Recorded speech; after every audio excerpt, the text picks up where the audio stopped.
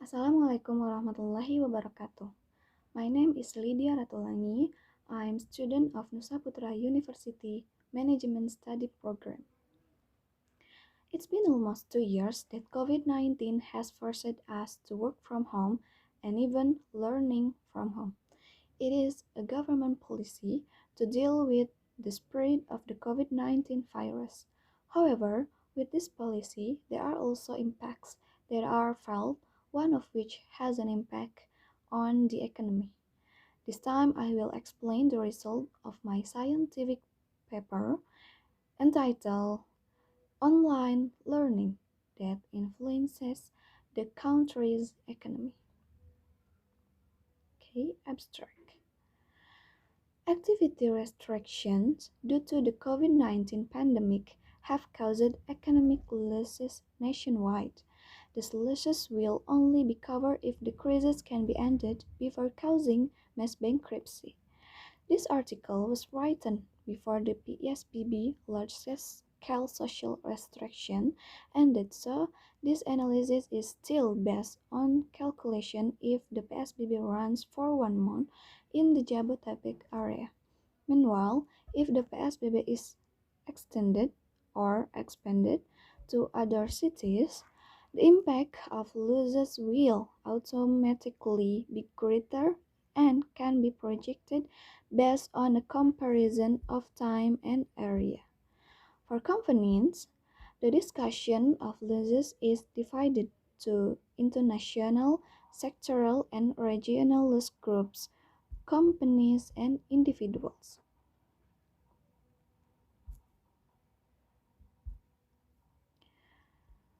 The next introduction. At this time, world economists are thinking and formulating a great way for their country to exist. They think of a way in order to avoid an economic crisis, an economic concept that adopted by the superpower of the United States, namely capitalism. But the capitalism cannot prove that the system is a system that can lead to peace. Proven during the 1998 crisis, an economic bubble burst, which was visible from the outside, have something full and sufficient, but the contents of the bubble are only air that is empty. When a bank pays interest to a customer on a loan, as if the interest made more money, but in fact it is just empty. Precisely, the interest is one of the causes of the occurrence sustainable inflation. This has resulted in several countries experiencing crises, the all-powerful inflation. All the prices of goods go up while the exchange rate becomes low, so that the population below the poverty line is getting increased due to not being able to meet the needs of daily life. Not with the exception of Indonesia, when the crisis occurred, Indonesia borrowed bailout funds from the IMF to defend the sovereignty of the Republic of Indonesia. Even on loan so far, Indonesia has not been able to pay off the interest on the loan. COVID-19 has now colonized the country of Indonesia, where the spread of the disease is very fast. Not only in Indonesia, even all over the world is currently experiencing a health crisis. Initially, the spread of COVID-19 had a hug impact on economic activity that began to sluggish. Not only that was reported by the Compass Daily News at 2020, the government in several regions has also made road closure policies up to territorial restriction for residents who want to go in and out of an area that is also called lockdown. But now the impact of the epidemic is also being felt by the world education. The United Nations or the United Nations stated that one of the sectors affected by this outbreak is the world of education. I think this has led several countries to decide to close school and school college in an effort to prevent the spread of COVID-19. World Health Organization or WHO recommend to temporarily suspending activities that have the potential to generate crowds.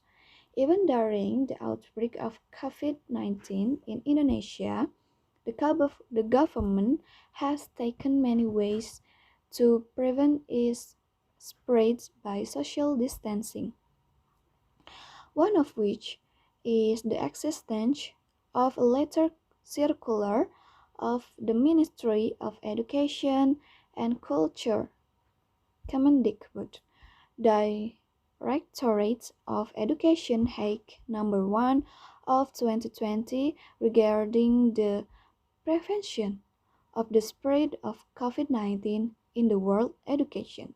In this circular letter, the Ministry of Education and Culture instruct to organize distance learning and advise students to learn from their home. Science last March the impact that given COVID-19 in teaching and learning activities is quite felt.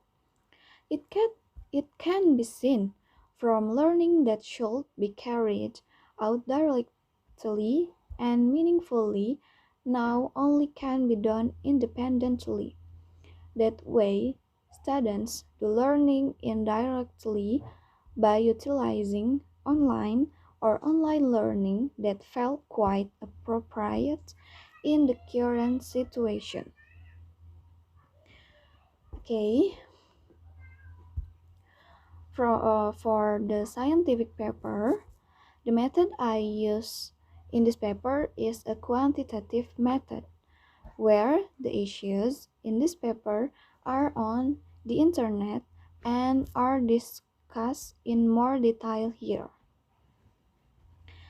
The result: key to rehabilitating national economic condition is survival at the individual and business entity level. The result of this study are prolonged restrictions, risking exceeding the survival limits of individuals and business entities, so that the state losses in the economic and social fields will be very large. PSBB can guarantee the termination of the COVID-19 transmission change if done properly and the shortest possible time. Okay, for the discussion, the first is online learning. The development of information technology has a major influence on change in every field.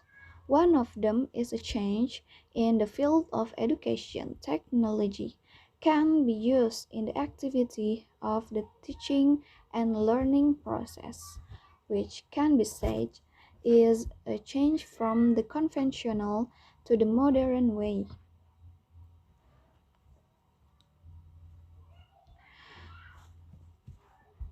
Okay, Azizifar and Gohari mentions that several research show that the presence of technology has many effects positive towards learning.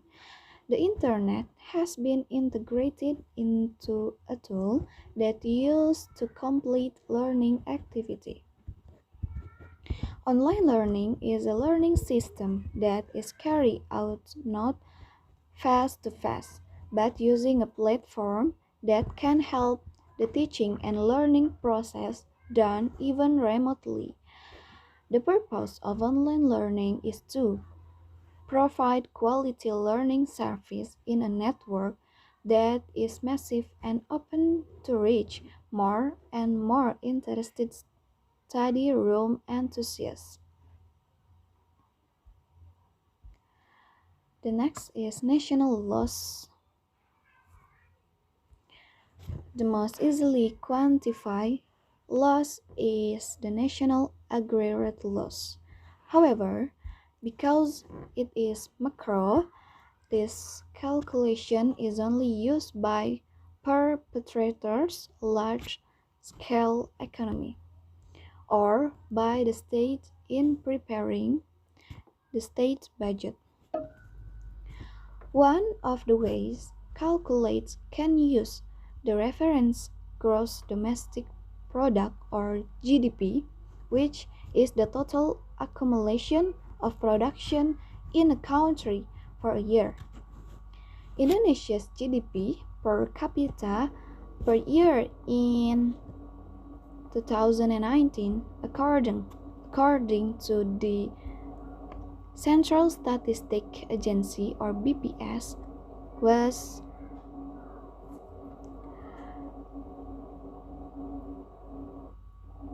USD is 4,174.9, or in rupiah is 59.1 rupiah million. Exchange rate of 14,156 per USD. With a population of 267 million, GDP Indonesia in 2019 was 5,833.9 trillion. For the proportion of the region in GDP are known as GRDP or regional domestic income growth, referring to the previous BPS data. DKI Jakarta is 17.53% to GDP. Bogor Regency and City or Bodetabek, Bogor Regency and City, Bekasi Regency and City, Depok City, Tangerang Regency and City, and South Tangerang City by 7.3%, and Greater Bandung, Bandung City and Regency, West Bandung Regency, Cimahi City accounts for 3% of GDP. Meanwhile, Indef data states the velocity of money Republic Indonesia is located in Jakarta or Jabodetabek by 70%. This can also be interpreted Jabodetabek affect 70% of Indonesia's GDP. So how much is the national economic loss due to the COVID-19 pandemic? There are two options in calculating losses. The first way is to use the assumption of a velocity of money in Jabodetabek account for 70% of the total money supply in Indonesia. If this means 70% Indonesia's GDP is affected by economic movement in Jabodetabek, so the suspension total activity in Jabodetabek for 1 month. will cause national losses is one per yeah is okay 923 trillion. However, when determination, it is not total because there are still several types of activities that are not prohibited from operating, such as the health sector, staple food, strategic industries, and other. Losses will be more small. If the activity rate is around 10%, the loss will be 90%, okay, or around 830 trillion. Oh my god. If the Jabodetabek PSBB is extended by 2 weeks, then the national loss will reach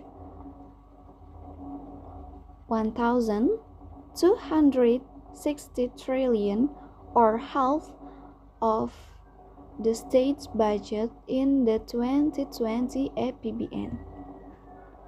Losses due to the restrictions in other areas can be calculated using the same method, namely comparing the proportion or GDP over a period of time compared to 12 months.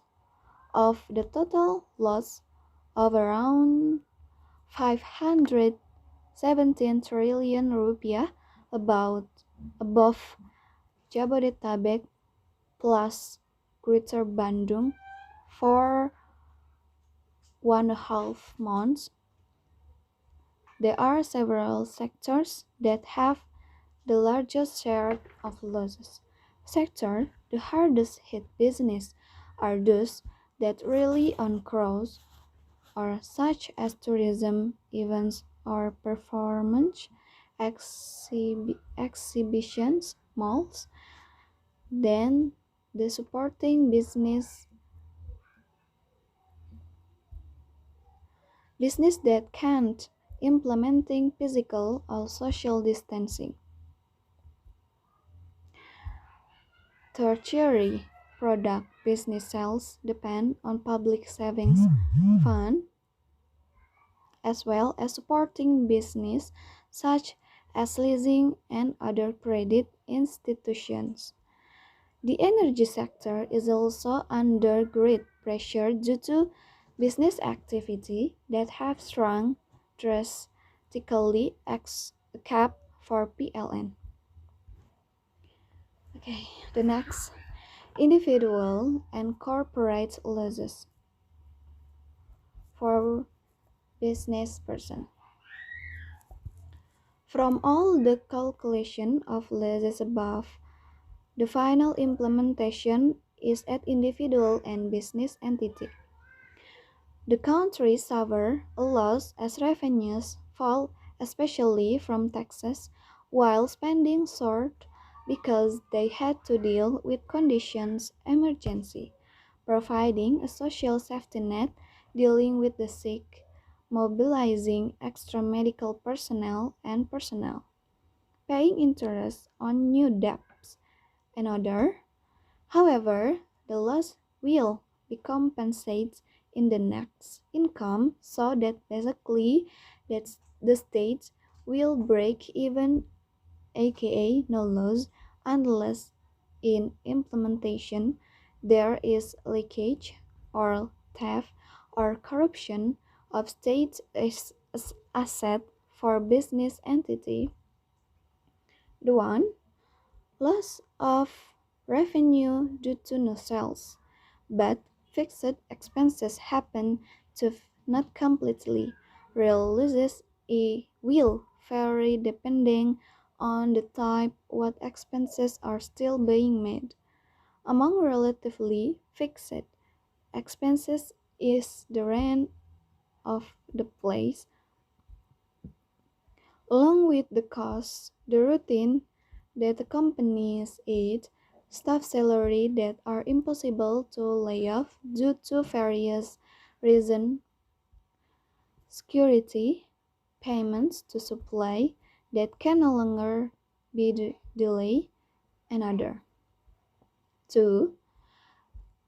The occurrence of the fitness or penalties due to the inaccuracy of delivery time. Third, damage to goods if stuck in the warehouse or on the road, or payment or premium additional when paying insurance. The next, the cost of severance payment when doing layoffs. Dealing with losses in the business world, there is always profit and there is loss. For business people who have diversity across sectors with the type of business that is at the poles different, likely to survive from the crisis. For example, they lose from his business in party equipment rental because all crowd activity are prohibited, but they also have a beautiful garden planted a variety of vegetables. At the moment crisis, plantation yields have experienced increase in demand, or entrepreneur rents a car that is quiet order, get income compensation from request increase free. And things like that can happen for large-scale business, usually have cross-sectoral conglomeration to that cross subsidies can be carried out between business entities in the group. By overall, they may experience loss, but can still be saved through business in other sectors. Will become a problem when the conglomerates occur in the same sector. For example, from upstream to down for upstream to downstream and does not penetrate other sector. For business that have cash fund to can deal with losses, namely by buy a good asset for business, but or business but cheap sell. Maybe that cash obtained from the sale of asset at a price cheap, but when used for get another better asset, then you can make a profit, and after the crisis ended, that new asset can produce better or be sold at a much more expensive price, enough for less compensation. Conclusion. From the description above, it can be concluded that the key to rehabilitating national economic condition is survival at the individual and business entity level. By therefore, the state must exert all effort, including by providing stimulus, so that the people do not collapse during the crisis, remain productive, and have adequate income, and the business can continue to run. What is needed is a policy appropriate both in terms of location, time, and procedure. If PSBB can guarantee the breaking of the chain of transmission of COVID-19, then do it right and in the shortest possible time. Prolonged restriction or shifting moving location because they are not in unison, risk going beyond the limits of survival ability individuals and business entity.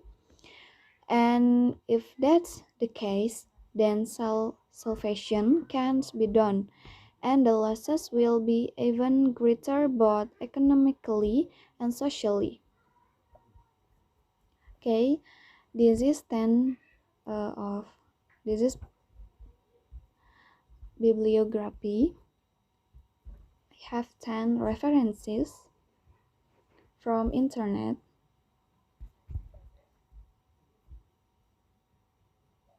Okay.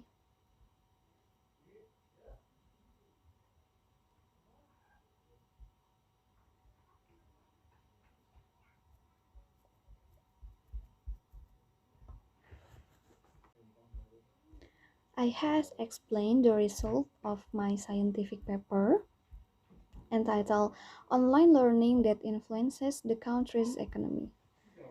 And thank you. Assalamualaikum warahmatullahi wabarakatuh.